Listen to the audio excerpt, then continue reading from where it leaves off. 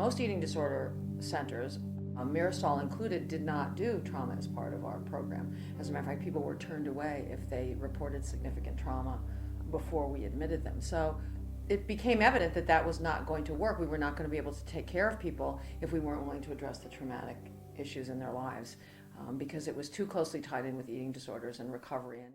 When we would get the clients and trying to work on the eating disorder symptoms, we kept bumping up against the trauma. So we absolutely had to do something different to really treat them. And we knew that treating the symptoms wasn't working. So we had to go to, treating the underlying issues. And a lot of that was about trauma. Other places have done narrative therapies of different kinds. And I think we learned early on that that was not going to be the best strategy, that we found that people telling their story in a group or even an individual setting was really re-traumatizing. So we needed to find some other approaches. A lot of clients would come in and say they've done narrative cognitive therapies and it just hadn't done anything for them. It hadn't worked for them. And it wasn't sufficient, it wasn't deep enough work. And so that's why we started going where we went.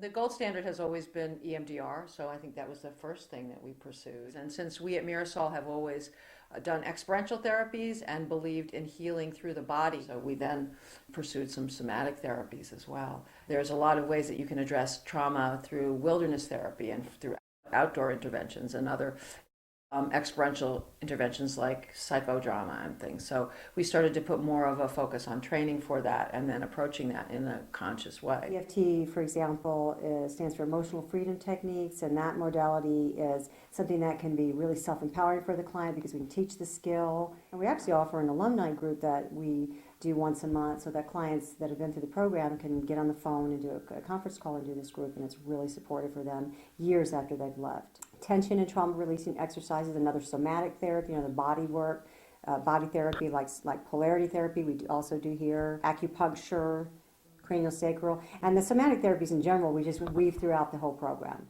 Another modality that we do here is neurofeedback, which helps us to really show that the client's brain is changing. And that's really exciting for them to see. It's really exciting for us to see. And we can even do neurofeedback and measure what's happening in the client's brain before and after a modality to really help us to gather that information as far as what's most helpful for the client. Developed a strategy that really works for just about any kind of client in terms of teaching them how to master the reactions of their own nervous system.